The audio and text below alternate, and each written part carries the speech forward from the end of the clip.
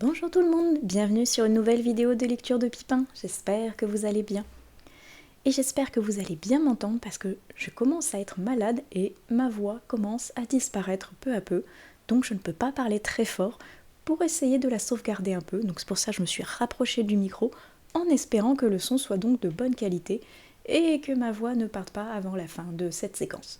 Mais sinon, comme vous avez pu le voir au niveau du titre et au niveau de l'introduction, alors certes on est en novembre donc c'est peut-être pas encore tout à fait l'esprit noëlesque, l'esprit des listes de Noël et compagnie, mais ça commence à se rapprocher petit à petit et j'avoue que depuis pas mal de temps je vois que les décorations de Noël sont déjà dans les rues, qu'il y a tous les magasins qui sont remplis depuis presque déjà même un mois de guirlandes, de boules de Noël, de sapins et autres décorations, et petit à petit, j'avoue que on commence à entamer la dernière partie de novembre au moment où je filme cette vidéo, et j'avoue que petit à petit, je commence doucement moi aussi à glisser vers le côté un petit peu plus hivernal et festif de l'année, et donc peu à peu je quitte le mood automnal pour aller vers celui de Noël.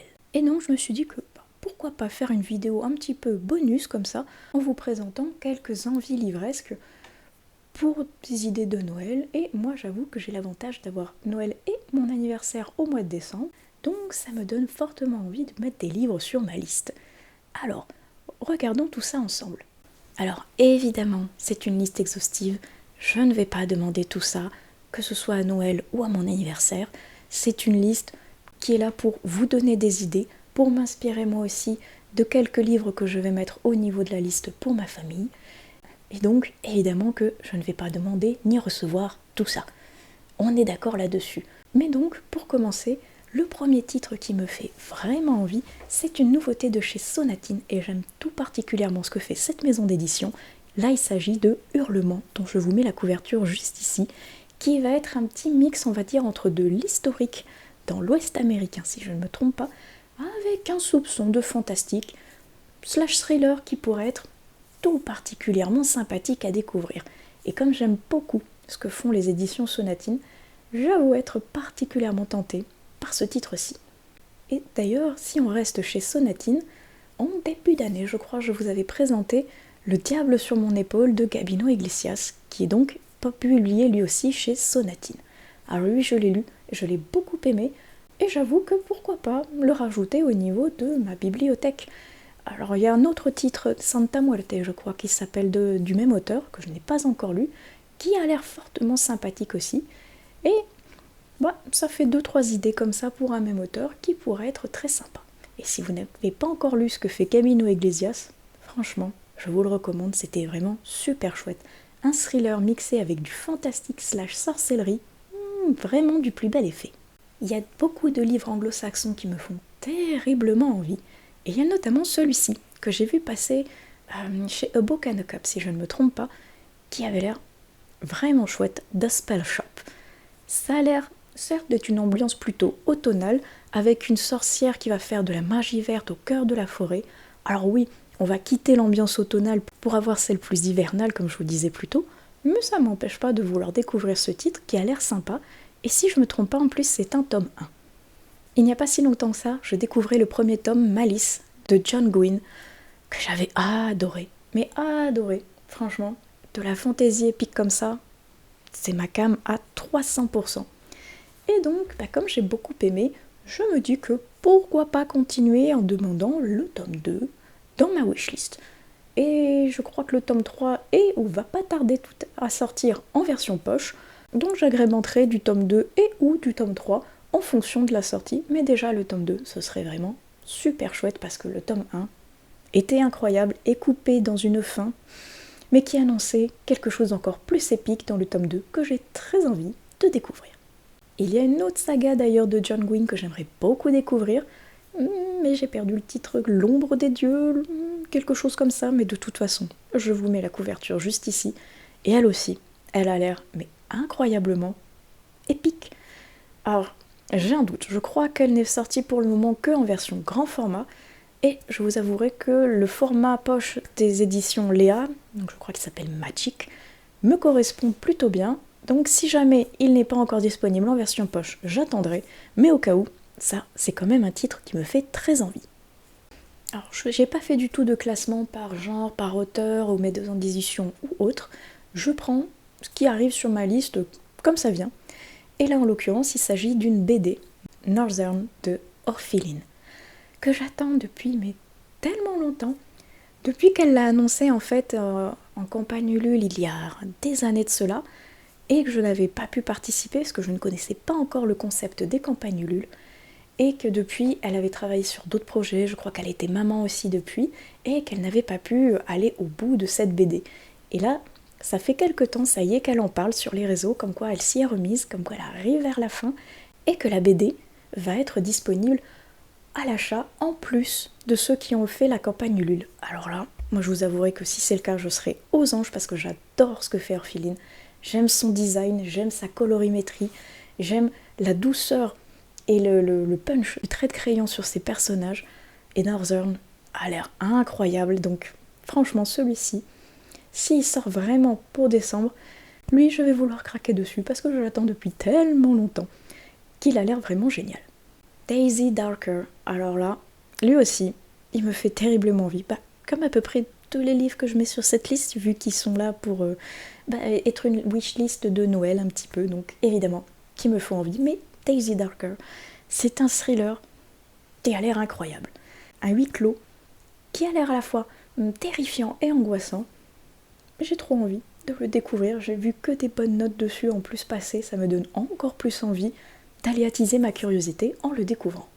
On reste côté thriller avec Dans les eaux troubles, et j'adore la couverture que je vous mets juste ici, je la trouve incroyable au niveau de l'ambiance, des couleurs et de ce qu'elle promet derrière, parce qu'on va être sur des meurtres un petit peu spéciaux, donc j'ai très hâte de pouvoir le découvrir, même si je crois que c'est un tome 1, que le tome 2 n'est pas sorti, si je ne me trompe pas, mais donc ça veut dire commencer encore une saga. Sniff.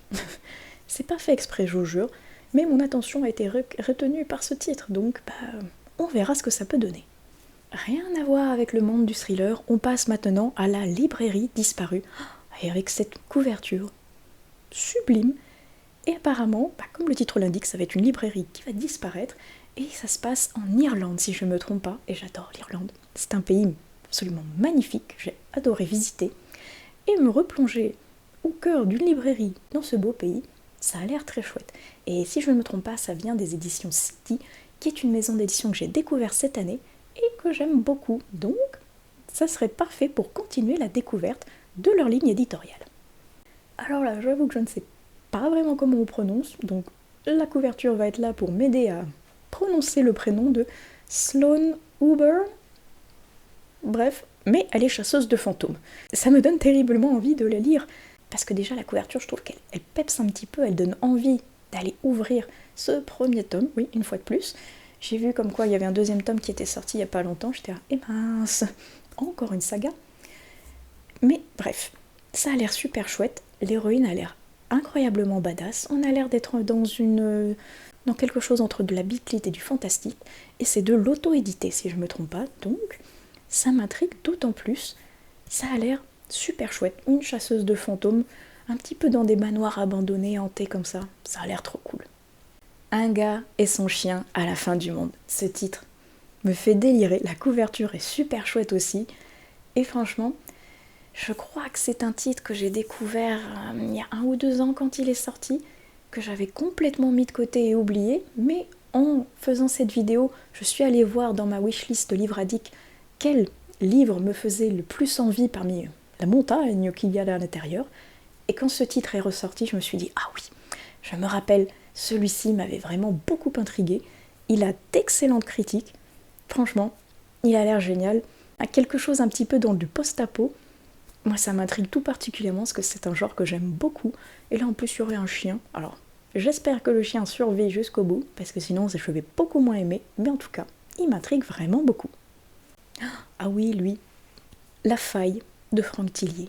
Parce que moi, les Franck Tillier, je les prends en version poche, et on arrive à la fin de l'année, et je n'ai toujours pas lu mon Franck Tillier de l'année 2024.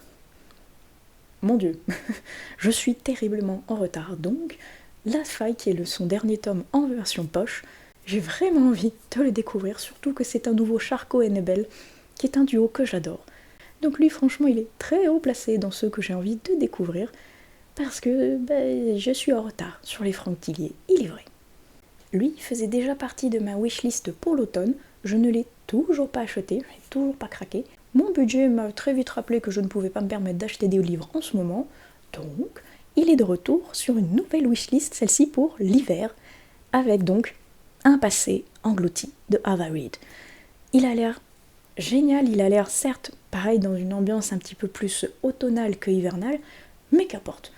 Ça a l'air quand même super chouette, ça fait longtemps qu'il m'intrigue, donc je l'ai mis ici pour étoffer un petit peu certes cette wishlist, et peut-être le découvrir si jamais il fait partie de ceux que j'aurais vraiment sélectionnés pour ma liste de Noël / anniversaire, et peut-être donc pouvoir enfin le découvrir. Alors lui, je l'ai mis ici parce que j'ai vu une vidéo de Calais il n'y a pas très longtemps qui en reparlait, j'avais oublié qu'il allait sortir un livre, mais je ne suis pas sûre qu'il sorte à temps pour décembre. Dans le doute, je le mets par ici, parce que donc Calais, qui est un youtubeur qui vit en Suède mais qui est danois, si je ne me trompe pas, il va sortir un livre de recettes sur justement la cuisine nordique. Et ça a l'air trop bien. Vous savez, si vous suivez cette chaîne depuis un petit bout de temps maintenant, ma passion pour la cuisine et les livres de recettes. Et là, quand j'ai vu que ce youtubeur allait en sortir une et que j'aime beaucoup son univers, ça me donne fortement envie de découvrir ce qu'il va nous proposer comme nourriture en plus typiquement nordique, suédoise, probablement danoise également. J'ai très hâte de découvrir, mais comme je vous disais, je ne suis pas sûre qu'il soit sorti pour Noël, mais dans le doute, je le glisse par ici parce que on n'est pas à une idée près. Et voilà, je pense que c'est déjà pas mal. Alors c'est pas une wishlist énormissime, on est d'accord, et on est d'accord que même si elle n'est pas énormissime, je ne vais donc pas mettre tous ces livres sur la vraie liste que je réserve à donc Noël / anniversaire.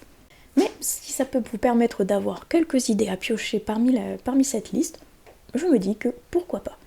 Alors, c'est sûr que si vous regardez ma wishlist au niveau de Livre Addict, elle est 6 fois plus grande que ça, il n'y a pas de doute là-dessus, mais c'était vraiment les livres qui me faisaient, on va dire, le plus envie sur le moment où j'ai regardé cette wishlist. Il y en a bien d'autres qui me permettraient soit de terminer une collection, que ce soit en livre, en BD ou autre, mais sur donc le moment clé où j'étais en train de regarder cette wishlist et de faire cette vidéo, ce sont donc les titres que je vous ai présentés qui me font le plus envie. N'hésitez pas à me dire d'ailleurs dans les commentaires si vous allez demander des livres vous aussi pour votre liste soit de Noël ou d'anniversaire, et si oui, lesquels vous ferez le plus envie ou le plus plaisir de recevoir au pied du sapin. Racontez-moi tout au niveau des commentaires, voir si on a des livres en commun. Et je pense que je vais vous laisser ici pour cette petite vidéo, déjà parce que je sens que ma voix est en train de lâcher et que j'ai d'autres vidéos à tourner, donc il faut qu'elle survive encore un petit peu. Bref, j'espère que cette petite vidéo à part vous aura plu. Je vous souhaite d'excellentes prochaines lectures et je vous dis à plus tard sur une nouvelle vidéo des lectures de Pipin. Allez, ciao!